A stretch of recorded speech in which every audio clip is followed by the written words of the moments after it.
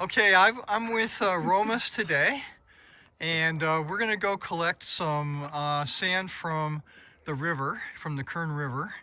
And I brought my shaker table, and we're going to set the shaker table up and see if we can extract sand, gold from the sand. It's kind of cold right now, but I hope it warms up so the water doesn't freeze in my table. Yeah, so I think we best think if we go start do physical, get to some sand till we cold, then we get warm, and then the sun comes up, it's already coming, and be warm. Right Okay. now it's like maybe 30 degrees. Ooh, cold Yeah, too. it's cold. We'll go do some work. So river right now is very low. It's very low, and when you're looking in that river, where she curves, it makes a vortex. You see, this is low water. So gold, what's happened, which one floats, is sinking over here. If you can dig this dirt underneath, you can get a lot of gold. What's happened with this everything when river is high? And the river high is so goes high, like all those rocks is underneath the water. And all the dirt is tumble and it washes, and all, and that when the river is high, all gold travels in the river and deposits in this kind of places. Like you see, the river goes straight, hits the hills and turns around, it coming back and depositing somewhere here all gold. This gold is, but gold is microscopic and not so easy to see that gold, but if you know how to pan it, then you can get that gold. Rain comes, it's washing all the sand in the river over there. It can continue going somewhere else.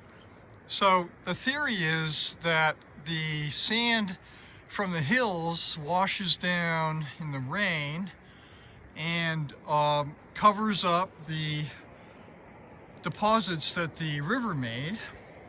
And so you have to be very careful when you pick your spot, because you don't want to be prospecting in a location with the new stuff that's come down from the hill. You want the old material that was deposited by the river over thousands of years. So maybe we'll get around to testing that. Now a movie star.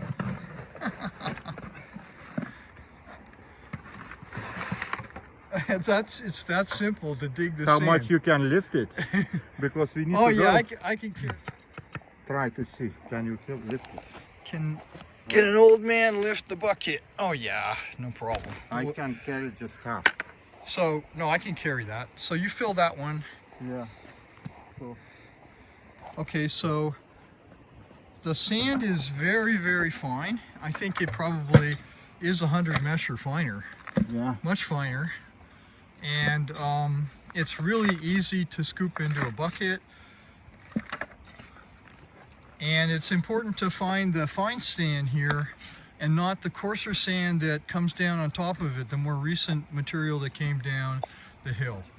So Romus is just going to fill up a bucket and we'll get out of here with the goods. Okay, this sand just came down from the hill. From the hill sand. And it has no gold. Of course, it's frozen. But you see right away, you see a lot of big pieces. Okay? And our sand don't have nothing. Yeah, it's very, very clear the difference. No big Here's pieces. the base of the machine. And I've got it actually almost perfectly positioned. There's some slope this way. And now we fill this with rocks, because the important thing is to have a lot of mass so that when the shaking occurs and the table's bumped, the bump needs to be on the table and not, in the mass below. Okay, so that's the base filled with some rocks, and I think that's enough. I'm just going to put the table on top of that. That's why we're setting our tools to getting to work. Make a level. Okay, the way this gets set up is it should be, come over here and you can show the level. Along the line of the grooves. Yeah, along the line of the grooves, we have 0. And perpendicular to the line of the grooves, we need to go way down. I need this to be 3.5 degrees. Okay. So at the moment, there's no slope at all.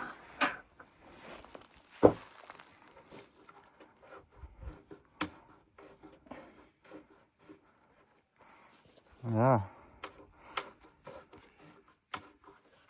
Okay, we'll go up from the back.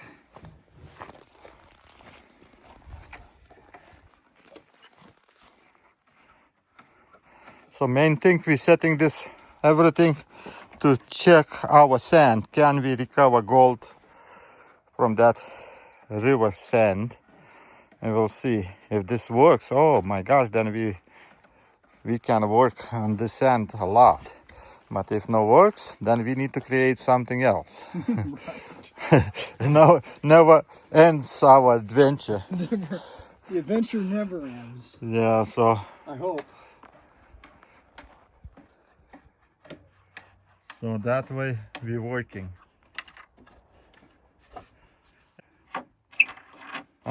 You setting up that there's no So move. the adjustment mechanism is this threaded rod. And these are 1/2-inch nuts on little things that I made. And this locks the table. Yeah, okay. And when I get it set up correctly, the table will be ready to go. I won't have to do anything more.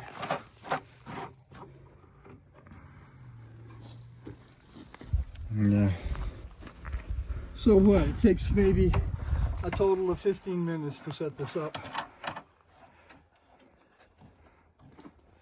Now I check the level. I have 3.25 degrees this way. And I have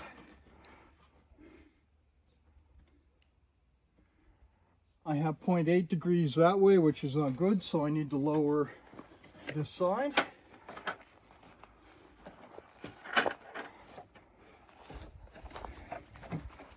And bring it down. Yeah, good is you can adjust higher, It's lower. very, very important to adjust it. Oh yeah. It has to be set up within 1/4 of a degree, or it won't work very well. Okay, level along the direction of the grooves, and I have 3 degrees this way, which is probably not enough, but we'll start there. Okay. Okay, I've got the table set up. Along the groove, it's flat, so 0 degrees along the groove, and perpendicular to the groove, I have 3 degrees right now. All right, so here's some of the stuff we're gonna need today. This is a filtering apparatus. This filters out the particles from the water. The pump is gonna go in here. Here's the pump. It's just a bilge pump. There's a filter screen behind this orange thing, and then there's holes in the side of this bucket to allow the water to come in. I'm here, and I'm going to try to classify it as best I can. Maybe you can put the water. I will, yeah. I'll put the water in it. Kilogram dry, and we'll have to use water. We'll wet classify. Yeah, want me put some kind of rocks in those I buckets? need some rocks, yeah. Okay. I'm putting soap, what I never do.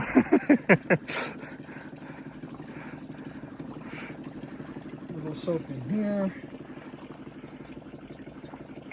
Dish soap is, I think, just as good as jet dry, and it's way, way cheaper. Yeah. Like 1/10 the cost of jet dry, because it takes a very little amount of soap. Here we go.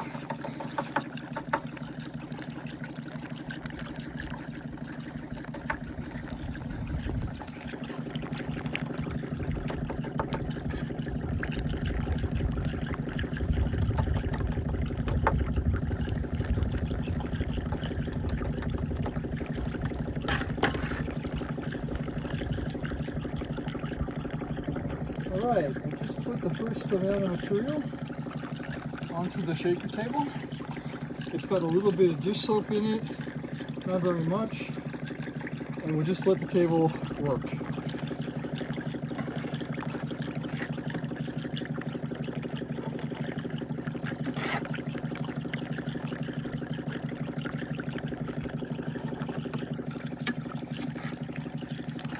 It's mostly mica.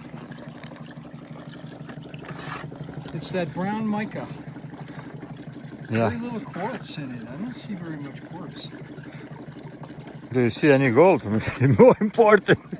Yeah, the only thing that's important is if we find gold. I don't care what the gang material is. You see, mica is everywhere in the sand. Everywhere. Yeah, You go to river, you see that looks like shining gold, but that is a mica. The mica is very light, so it just floats away, which is all good. But no black sand too much too. Not very much. There's some black sand coming. Yeah, but it's nothing next to the river. If you go, there'll be mostly black sand.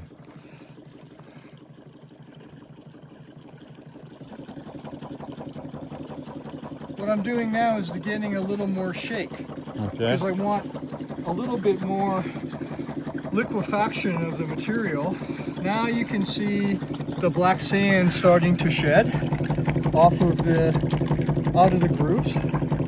That's moving the gold in this direction, and all of the light stuff is moving down the table and out the tailings port. That's the theory anyway. I may have to add a little bit more tilt to the table, but the first bucket is to try to tune things up and to see if we get anything. If this everything is in these places, yeah? Yep, the gold will be at the end of the grooves. Oh, here goes in this. And it goes into there. Okay, I'll see. And with this material, we should be able to run 100 kilograms per hour, which is, what, at least 5 buckets an hour. So if we were at the river, we could run 40 buckets without any effort at all. Because it's a few minutes to collect 1 bucket. Yeah, it is less than a few minutes.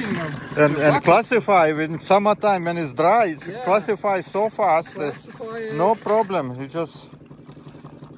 So there you see our black sand coming out.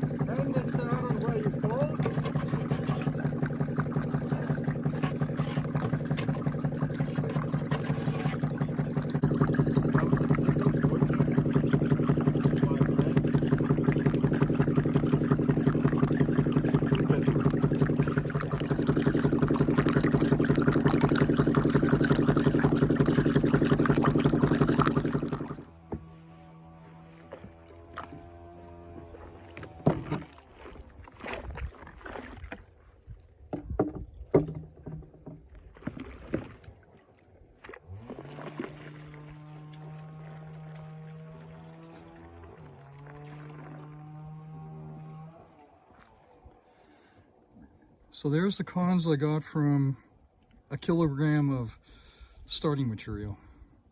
I'm guessing there's probably 10 or 15 grams in there. So now I'm going to use this magnetic separator to remove the black sand.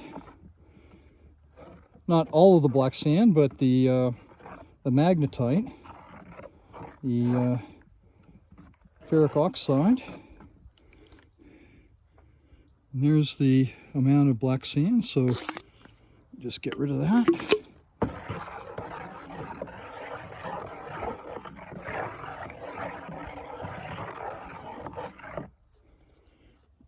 A little bit more.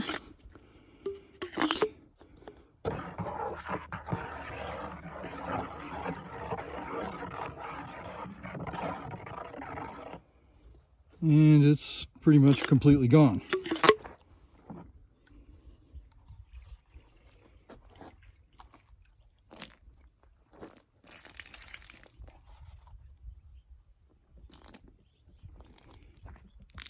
So now I'm shaking the gold. I'm going to actually pan off a little bit more of this mica.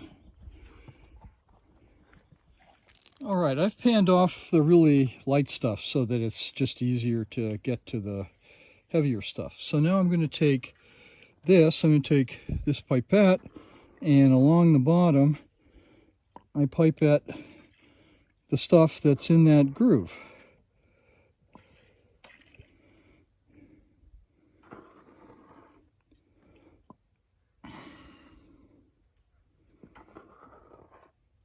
It's just another way of doing a little bit further concentration. I'm sure I've got it now, but it doesn't matter. What the heck? Better to be safe than sorry. There we go. So it's all in there. Now I'm going to swirl it. The swirling is a bit of an art. I'm not very good at it, but I'll eventually get it concentrated into the bottom. I think I've still got too much black sand, but we'll see. So I'm looking around. I see a few specks of gold, not very much.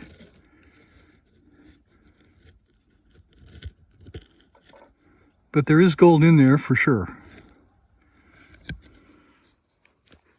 So Dave, what do you see? Yeah.